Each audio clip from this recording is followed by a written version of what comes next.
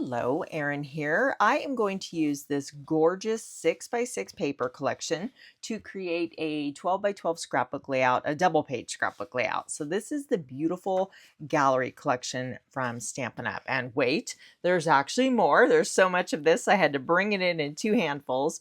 So you get 4 of each paper, but what I did is I just grabbed 2 of each so you could see both sides of it, but just know that there are 4 of each sheet. So beautiful. It just has this wonderful vintage old world feel to it, romantic florals and like tapestries. This reminds me of like old-fashioned wallpaper, and here's some more florals. It's just gorgeous. I have some photos from our trip to Italy, and during this part of our trip we were in Assisi, which is an incredibly beautiful, very peaceful city. So I am documenting the hotel itself. And this is the view, which is my favorite part. I mean, it was beautiful in itself. Look at the chevron wooden floors, the winding spiral staircases. I mean, really, really gorgeous. Of course, we had to get the shot of everyone taking a break on their cell phones, of course. But the view from the window, and so I have a lot of photos documenting that. And of course, just some little detail shots. I'll print pictures or photos like this smaller because it's not, a really beautiful photo, but it's shooting down from the balcony, which was a really cool feature of this hotel room. And I wanted to have that in there, but I just make those smaller because they're not the focal point of the layout. So you can see we've got these beautiful terracotta colors in the tile roof. There's old worn brick. We've got lots of greenery and then of course the wood. So let me show you these really quick. Let's take a closer look at these. Now, I can't use all of the papers on my layout, but so many of these would work. So again, I've got them already flipped over. So I'm showing you front and back, and just beautiful. You're going to see a lot of cards coming up with these also. And scenery papers like this one here make gorgeous, very quick cards. But that reminds me of like a plaster look, which if you look at the inside of our hotel room, the walls are plaster. You probably can't see it, but it just plays in so beautifully. So that's another double-sided set. And then we have this one here. Isn't that like a nice little, it just has that sketchy kind of masculine look to it. And then again, beautiful scenery. And then here we have some lovely patterns. And then here it's just like a visual texture. Again, kind of that plaster look. It's called Beautiful Gallery, so that texture is kind of like what you'd see on a canvas, a painting. This one's my favorite. Very, very pretty. Then we have some black and white florals. Oh, this must be the other side of this one here. I got those separated. This reminds me of just an old historic town I live very close to. More beautiful scenery, winding little path. Again, you can kind of just see all of that beautiful distressed texture. And then we have more scenery. On the other side, you have this kind of damask pattern. Gorgeous florals here. This is the opposite side. Then we have kind of a little seaside with the boats, and then a beautiful cloudy sky in the background. And then you have this plaster look, but almost like a wood look also. We've got those beautiful rich warm tones, which is going to play into the inside of my hotel photos here. That was the Hotel Fontebella is what that one's called. And then here's another set. So this is super cool. I love the map. And then we have the florals on the other side. But this is awesome. I wish we had several of these patterns in 12x12. That would be so cool. So here we have just a nice ombre kind of gray scale. And then that is the opposite side of that one. Now I'm going to be mixing a lot of different pattern papers. So I am going to build my layout on White Daisy to give our eye a little bit of a rest, having some white space around the outside there. My creative design team friends and I have several sketchbooks, but this particular volume, it's 12x12 volume 3. So it's for 12x12 layouts, but it's using 6x6 pattern papers. So I wanted to flip through here because that's exactly what we're doing, and I wanted a little inspiration for a jumping off point, and I found this particular design. So mine's going to look very different because my photos do not fit this orientation, but I was drawn to these columns because it's going to allow me to bring in a lot of different pattern papers, which is perfect because I was having a very hard time deciding. I narrowed it down and cut my papers into small strips. Again, I'm varying the sketch, so the measurements are a little bit different, but I want it to look like one continuous piece going from the top to the bottom. Incidentally, this is a great layout design for scraps. It doesn't have to be just 6x6 papers. You can also take 12x12 papers and cut them down, or again, utilize those scraps. So we're arranging all of our patterns here, and I think I want that one right there. I just need to tidy these up, but we'll dry fit them for now. I have reversed the pattern and gone across, so you've got the same pattern on the outside edges and the same on the inside. And now if you look at the inspiration sketch from the CDT, they've got a row of photos going across, but I've got more photos and different shape photos. So again, I'm changing this up. They've got, a nice cardstock or pattern paper piece in the center going across, but I am going to bump these higher and lower and give me a bigger canvas across the center. So this is gorgeous. This is called Secret Sea. It is a new ink color release coming out in May, and I've cut these pieces to 11.5 by 8. So this is going to give me a much bigger canvas for my photos. You can see I'm covering up quite a bit of this paper, so you could even use tinier scraps for this layout design. For my photos, I want this gorgeous view right over here, and then Desiree climbing up those beautiful spiral stairs into the loft right here. And then we've got another different angle of the view. So the view is my absolute favorite part of, the hotel room itself was gorgeous, but the view made it extra special. So I have lots of different photos of the view that are slightly different. So if I was scrapbooking, when we go on vacation, we tend to have a lot of photos, right? So I might not repeat so many of the same thing, but in this case, I only have a few documenting the actual inside of the hotel, but again, the view is my favorite part, so I really want to play that up on this layout. So by dropping this photo down, I've created this line going across, right? So I thought that it would be nice to put this photo on that same line to kind of finish that off. Now what we've done is we've created nooks and crannies, right? So we've got a spot here, here, and here that plays into that visual triangle quite nicely. So I like to have my title on the left-hand page. This leaves me a nice title spot. And then again, embellishments. I could put some journaling here or even embellishment here and here. Before I get too carried away with the embellishing and everything, I want to ink up the edges. I just picked out a gray ink. This is charcoal from Close to My Heart. And I want to define the edges of each of these little pieces here. I do want to mention this is a collaboration with my crafty team. The third Friday of every month, we collaborate, and we were working our way through the Close to My Heart sketchbook, which we finished last month. It was so fun. So, this month, the assignment is to use anything from the new upcoming release. So, if you head on over to their videos, you'll get more sneak peeks of what's coming.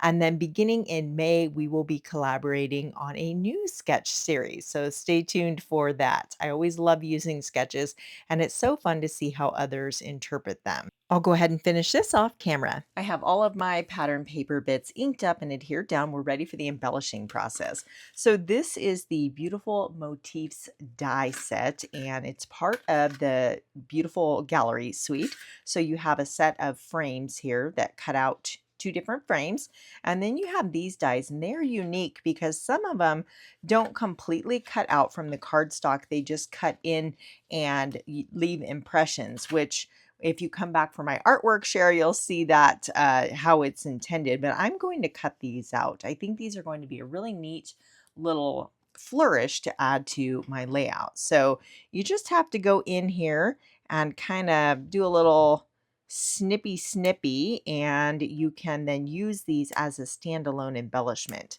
So I think it's going to look just fine cutting around the edges here.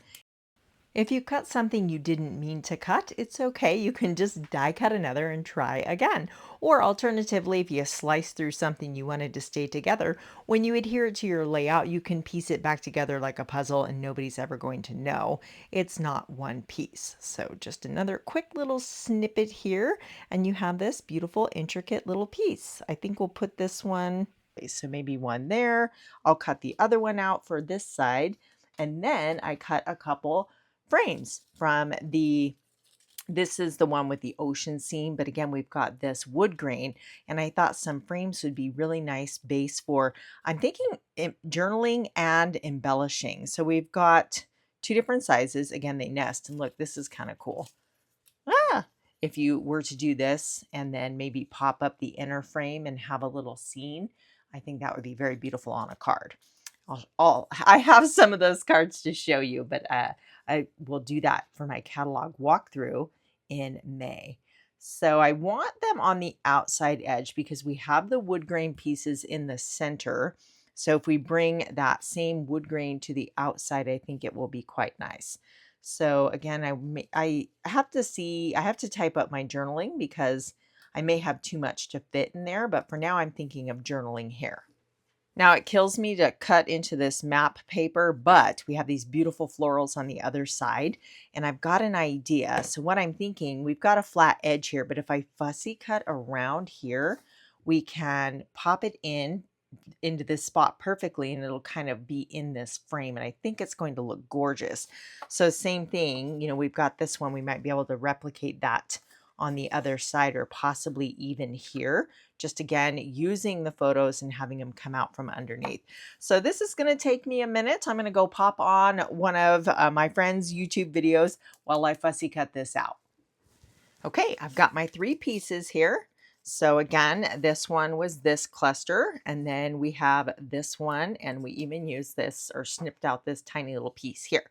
So now we can, this is probably the largest one. So let's try this over here and see how that looks. Sometimes you have an idea, but it doesn't necessarily translate onto paper, but I love that. Oh, it's so pretty. So we have all the greenery in the photos here, and there were flowers everywhere. So I think this is a bit too big. Plus that's going the wrong direction, right? We can't, I guess you could make it work, but it looks better hanging down. So what if we tuck this kind of in here? We don't need to see the corner. We still get the idea that we're looking through a window. I think that's quite beautiful, actually. And then maybe we could just put this little guy over here somewhere, or maybe even, I better go type up my journaling to see before I get carried away, because again, we may have to use the bigger spot. The inside of that frame, I could do 1.5 wide by, let's see, 3 inches tall. That would be plenty. So I will just go put a text box into a Word document and type up my journaling. With a little finagling, I got it to fit. I did shrink my text down to a size 10 font, but that's okay. I can still read it. And as of now, maybe in 20 years, I might need a magnifying glass, but that's all right. And then we'll just slip this underneath here.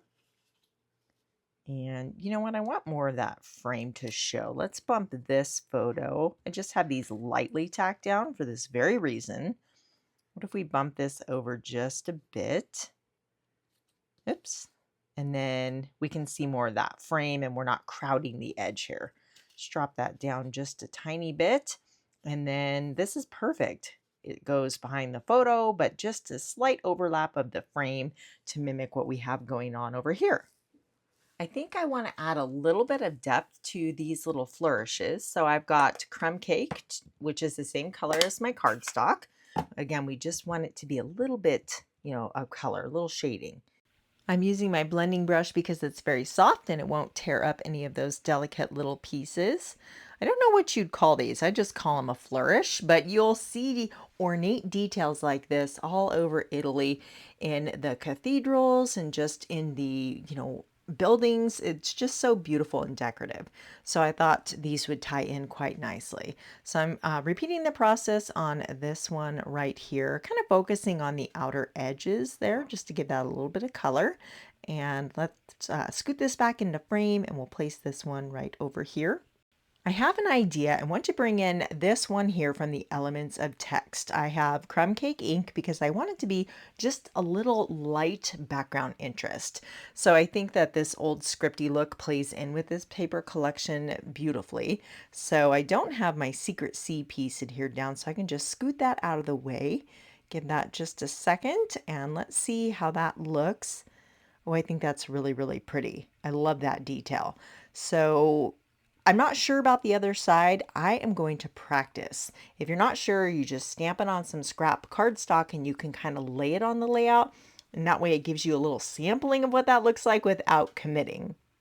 Maybe right up here, we'll slide that under. And you know what? I don't like it. I don't like it next to my journaling box. We'll let the journaling represent the text on this side.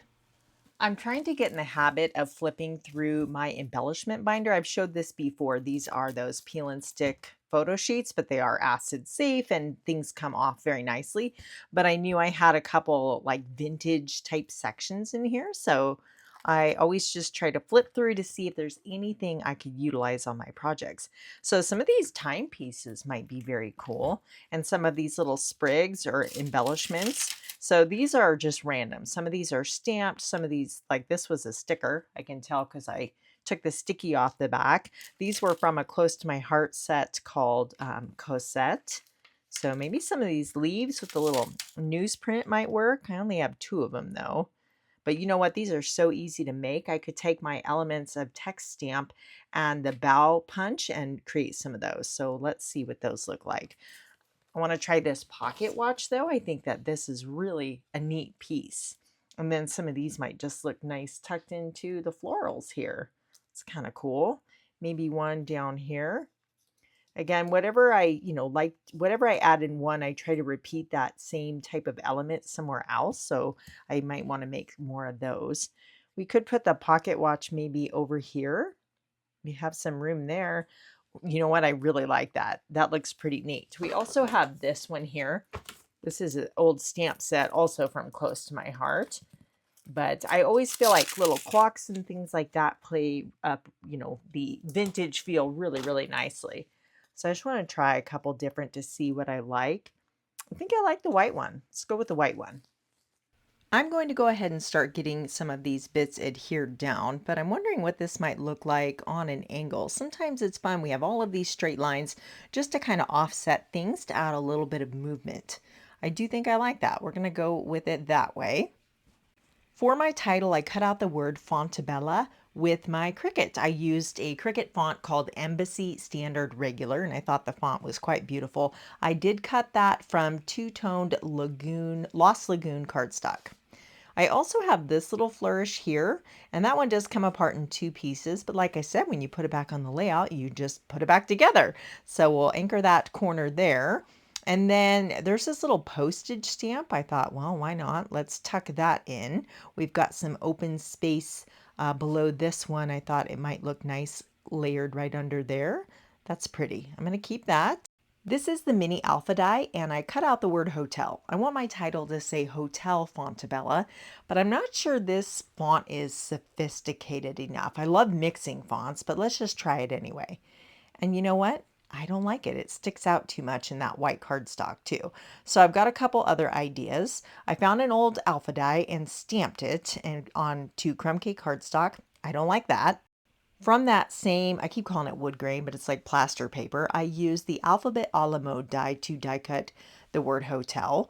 And this is a much, it's tall and skinny. And then using the darker color of the same paper that ties in, I don't think it will overpower the other part of the title. So let's just tuck it in under here and see how that looks. And yeah, I think that's it. That's the one. I like it. 3rd time's a charm, right? I'll just show you the process of gluing down one of these letters. I like to use a pair of reverse tweezers and then a very fine tip glue, and just put a few dots and then just one letter at a time, work your way across. And the glue will give you just a little bit of wiggle time to make sure it's straight up and down. As part of the Sweet collection, these are the pressed flower motif. There's a little floral design pressed into the bronze metal accents, and there's two sizes, so I'm gonna add a few of these. And you know what else would be a cool embellishment on this? On the tags to go dies, they have skeleton keys and like an old-fashioned lock. That would be cool on a layout like this as well. I'm adding a series of 3 of these little dots to each of my main embellishment clusters here, and maybe just one more on the inside. So let me hold this up so you can see the beautiful frames and all the detail in those dies and the background stamping. And isn't that just the prettiest view? Really, really cool place to stay. Assisi was one of our favorite towns. I have more pictures, so I'll tell you more about this town when I scrapbook the rest of the photos where we're walking around in the outdoor area. These products will be available beginning May 6th. And don't forget to head on over to my Crafty Friends channels to see what they have used from the new release. And thank you so much for spending time with me today. I'll see you very soon here on YouTube.